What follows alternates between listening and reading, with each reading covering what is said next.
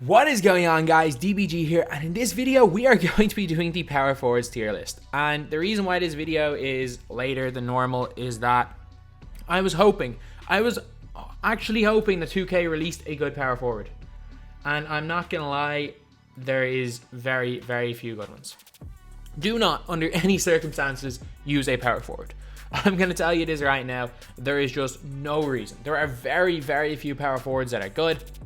And any of the ones that are good are outclassed by centers that can play the same position that are lower tier, or small ball fours that are small forward position. Straight up, the power forward position is the worst position I think I've ever seen at this stage in a 2K game. I'm telling you this right now, if position locks did not exist, nobody would use a power forward in this game. That is how bad the cards are. If position locks didn't exist, maybe if you're on a budget squad, Porzingis will be used. Other than that, the power forward position is the worst I have ever seen. I've been making these tier lists for a while. I've made a lot of these, and this is the most out of place position I have ever seen. So this is a tier list of the worst position in my team. So basically, S tier is a good card. A tier is a fairly decent card. But it used to be that C tier was average card, or in some positions they're all at least average. But in this one, B tier is average to above average. A tier is quite decent. C tier and D tier is just going to be bad. So we are going to go with Karl Malone. I'm going to actually have to put Karl Malone in A tier. Like, he's not great. Shoots the ball okay. Decent mid-range shot. Decent post game. Not a great defender. Not particularly fast. But again, this is the power forward position. Pascale Siakam is going B tier. Siakam has got a decent release, but it's slow. He's not particularly fast, not the best going to the basket, is a really just average defender. In terms of stats wise, he had his heat check when this card happened, went up to like 92 overall, and it was way better than this Siakam. This Siakam is really not a great card. Kevin Love is going up into S tier because he fits one role really well.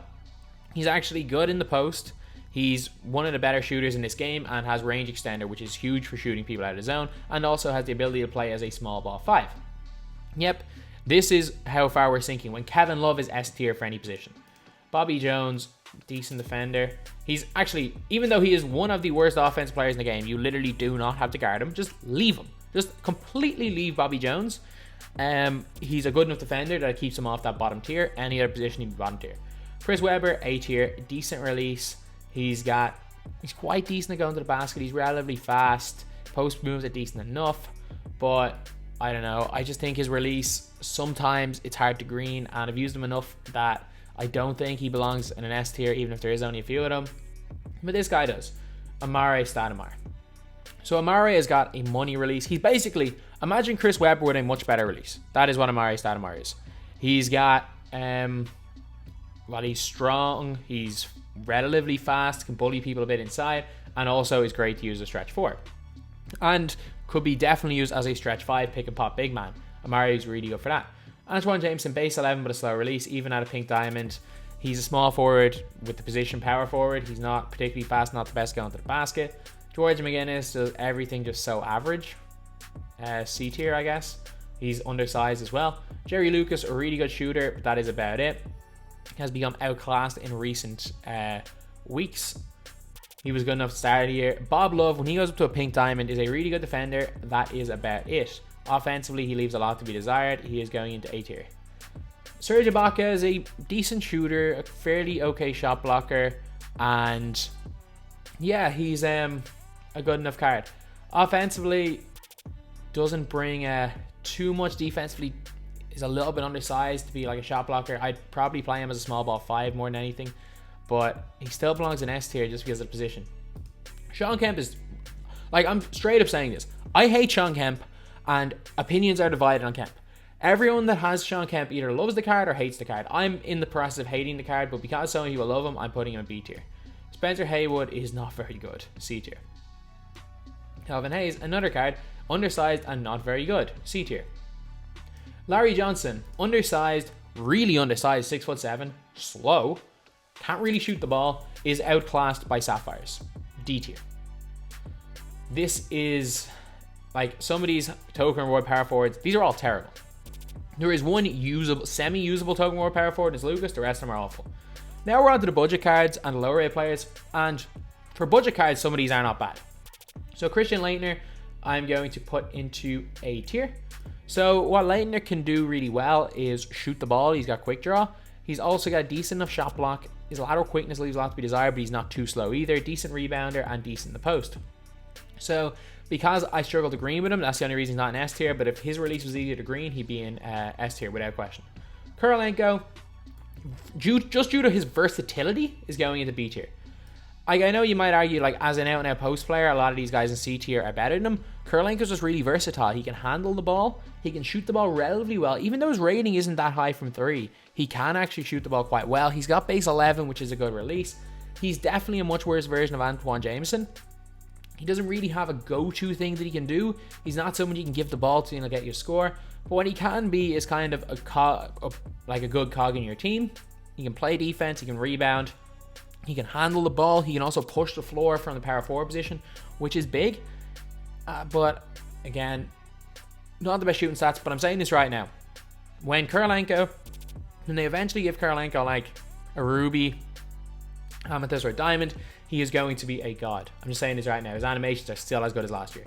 DeBusschere, one of the best wide open shooters in the game. This guy destroys me every time I play him. Don't ask me why, but he does. Really good defender. As far as rubies go, may have some of the best stats in the game for a ruby. A really solid player. If he does manage to get switches onto him, he can bully smaller players.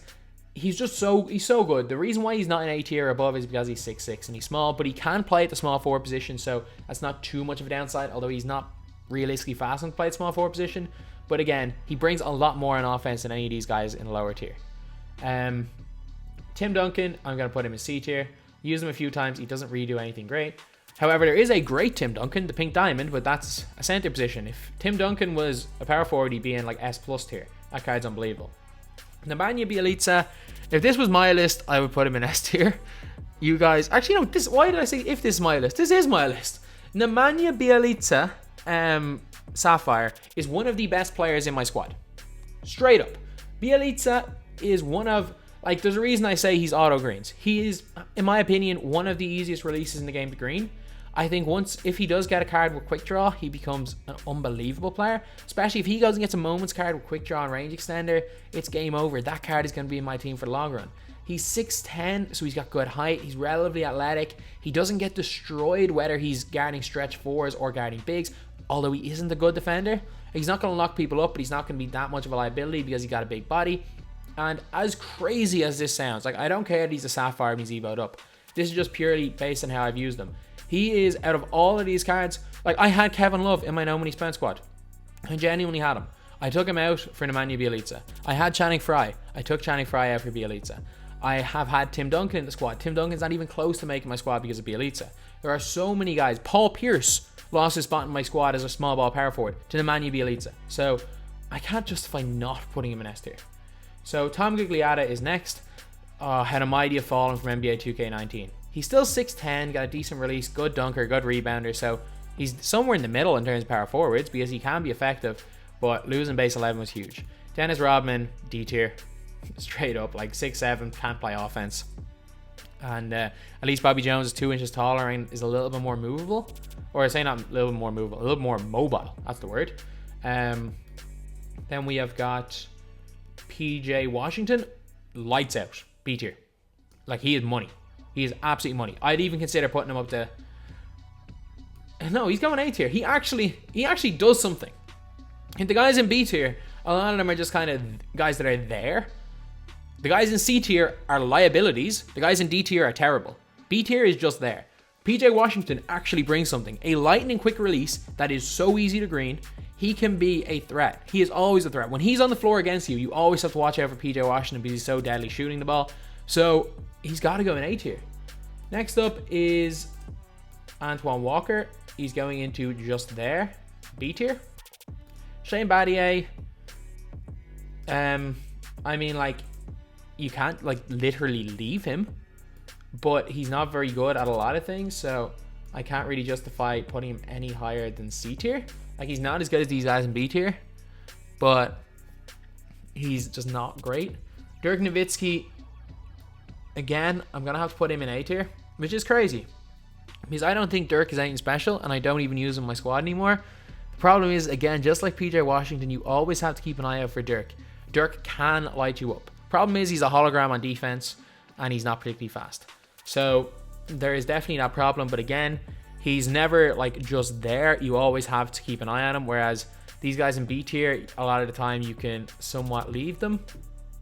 But they're not terrible. Dirk can be good and is always a threat. So next up is Luke Walton. Luke Walton is going into S tier. Luke Walton is basically a much better Kirilenko. One of the fastest and best releases in the game. He also has the stats of a small forward in terms of ball handling. He can speed boost. He's really fast with the ball, attacks the basket well, dunks well, is a really versatile defender, can guard bigs, can guard small forwards. And as far as small ball forwards, as soon as you figure out how to get spacing right and pull him out on the perimeter, he can be one of the most effective power forwards in the game.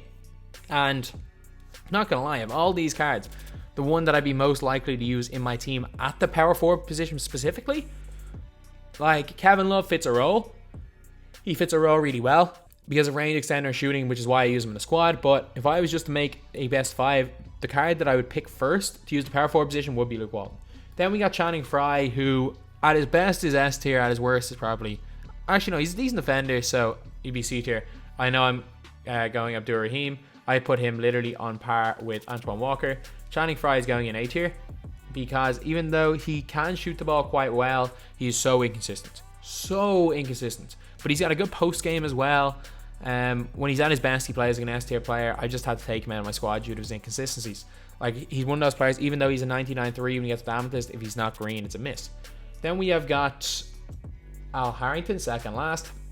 And again, Al Harrington is enough with threat that I'm going to have to put him into B tier. I don't really like his release, but again, he is a problem. Do I put him into A tier? Like, I don't think Walker or Abdur-Rahim are much of threats. I don't think Guglielmo is a threat. The Busher is just too undersized to be above it. Sean Kemp, I just literally leave him. Siakam, maybe you can argue he goes up a tier. I'm going to bring Al Harrington up into A tier. And I'm going to bring Porzingis, a Sapphire, into S tier. So, Porzingis has got length. He can shoot the ball really well. Everyone knows with this card. So yeah, this is the power forward tier list. It just shows how bad this position is when in S tier we have got 2 Sapphires and a Ruby. Yep, this position is terrible. Anyway, that's the video. Thank you guys for watching. Please like, comment, and subscribe.